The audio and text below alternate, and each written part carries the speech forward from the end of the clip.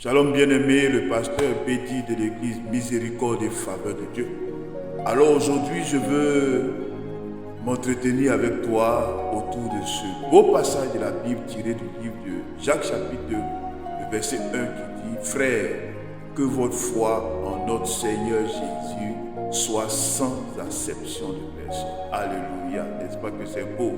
Le Seigneur Jésus donne une direction claire à ses disciples. Lorsqu'on déclare appartenir à Jésus, lorsqu'on proclame qu'on a la foi en Jésus, cette foi doit se manifester d'une manière précise. Il n'y a pas d'acception de personne chez un chrétien. Il n'y a pas de considération de personne chez un chrétien. Ça signifie qu'un chrétien ne traite pas avec les gens sur des critères humains. Un chrétien ne fait pas de favoritisme. Un disciple de Jésus ne fait pas de favoritisme. Tous les hommes doivent être traités de la même manière.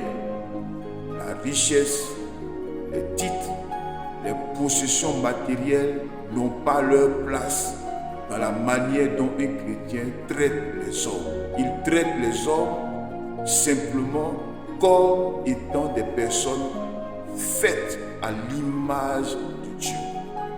Lorsqu'on a la foi en Jésus, on n'est pas impressionné par les positions sociales, par la gloire qui accompagne les hommes, par la renommée, par les richesses, et toutes ces choses n'ont rien à faire dans la manière dont un chrétien doit traiter son prochain.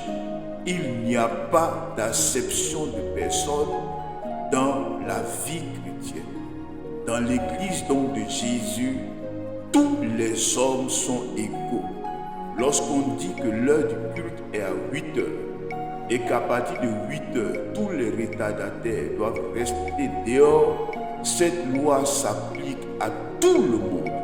Que tu sois le plus pauvre du quartier, que tu sois un ingénieur, que tu sois médecin, que tu sois avocat, que tu sois juge, que tu sois ministre, PDG, cela n'a pas d'importance. Celui qui vient après 8 heures, il reste dehors. C'est cela la marche chrétienne, c'est cela la foi en Jésus. Il n'y a pas de considération de personne. Les lois de l'Église doivent s'appliquer à tout le monde de la même manière. Si un riche a péché et que la Bible dit qu'il doit être suspendu, on le suspend. Si un pauvre a péché et que la Bible dit qu'il doit être suspendu pour ce péché, on le suspend. S'il y a une organisation dans l'église et que le riche ne remplit pas les conditions, il ne rentre pas. Si le pauvre ne remplit pas les conditions, il ne rentre pas. Si le pauvre arrive avant tout le monde, il s'assoit devant. Si le riche arrive avant tout le monde, il s'assoit devant. Si le pauvre arrive et qu'il n'y a plus de place devant et que les seules places sont derrière, il s'assoit derrière. Si le riche arrive également, qu'il n'y a plus de place devant et que toutes les places sont derrière, il s'assoit derrière. Sa richesse n'a pas d'importance, sa pauvreté n'a pas d'importance. C'est cela, la foi en Jésus qui doit être manifestée sans acception de personne. Le fait d'être une autorité et de fréquenter une église ne doit pas créer des privilèges spéciaux pour l'autorité. Si l'autorité est en visite spécialement au sein de l'église, alors comme dit la Bible, honorer les autorités, ce jour-là, nous honorons l'autorité, nous réservons une place spécialement devant pour l'autorité, car l'église a prévu de recevoir l'autorité et l'autorité est à l'honneur. Mais si l'autorité était membre de l'église, on ne peut pas réserver place spécialement pour elle. Si cette autorité-là arrive en retard et que les places c'est derrière, cette autorité-là s'assoit derrière. C'est cela la foi en Jésus. Ne rabaissons pas la dignité qui se rattache à la foi chrétienne. La vie chrétienne est une vie de dignité. La vie chrétienne n'est pas une vie où on se prospère dans le désordre devant des hommes ou motifs que ces personnes ont de position sociale. C'est de l'indignité. La vie chrétienne est une vie digne, est une vie dans laquelle on manifeste une certaine dignité. La vie chrétienne est empreinte de dignité, frère.